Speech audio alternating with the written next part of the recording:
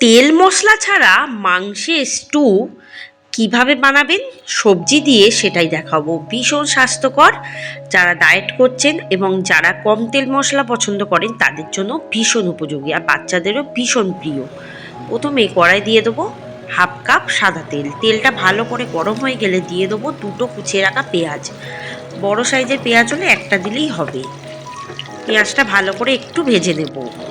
এরপর দিয়ে দেবো 2 টেবিল চামচ রসুন কুচি আর 2 টেবিল চামচ আদা কুচি। পেঁয়াজের সাথেই ভেজে নেব। এবারে দিয়ে দেবো 1 চামচ লবণ, দিয়ে ভালো করে ভাজবো।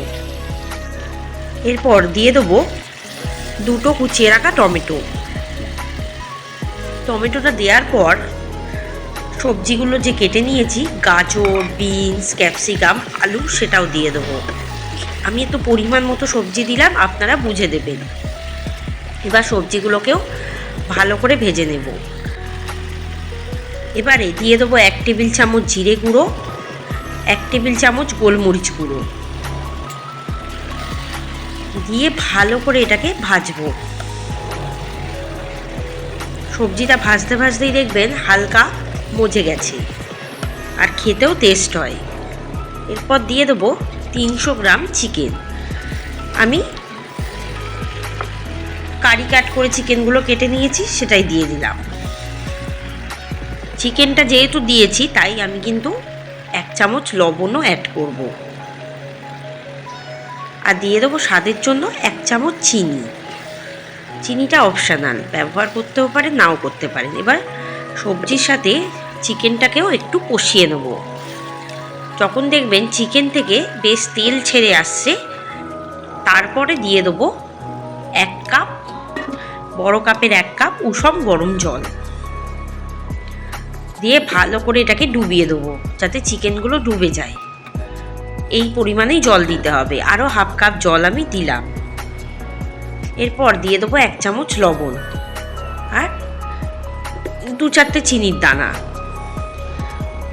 আর দিয়ে দেবো এখানে পুদিনা পাতা কুচি, আর 1 টেবিল চামচ গোলমরিচ গুঁড়ো, আর পরিমাণ মতো পেঁয়াজ পাতা কুচি।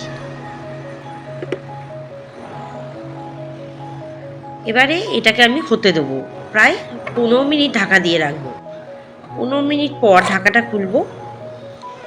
দেখুন ফুটতে আরম্ভ করে দিয়েছে। এবার চিকেনটা একটু উল্টে পাল্টে দেবো যাতে ভালোভাবে সিদ্ধ হয়।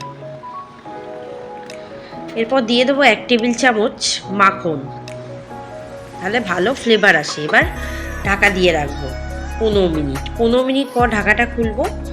দেখুন মাংসটা কিন্তু সিদ্ধ হয়ে গেছে, ঝোলের কালারটাও বেশ চেঞ্জ হয়ে গেছে, স্টুয়ের কালারটা। এবার আবারও 10 মিনিট আমি ভাপে রেখে দেবো। 10 মিনিট পর ঢাকাটা খুলবো। দেখুন আমার কিন্তু চিকেনটা বেশ ভালো মতো, সবজিগুলোও বেশ ভালো মতো সিদ্ধ হয়ে গেছে।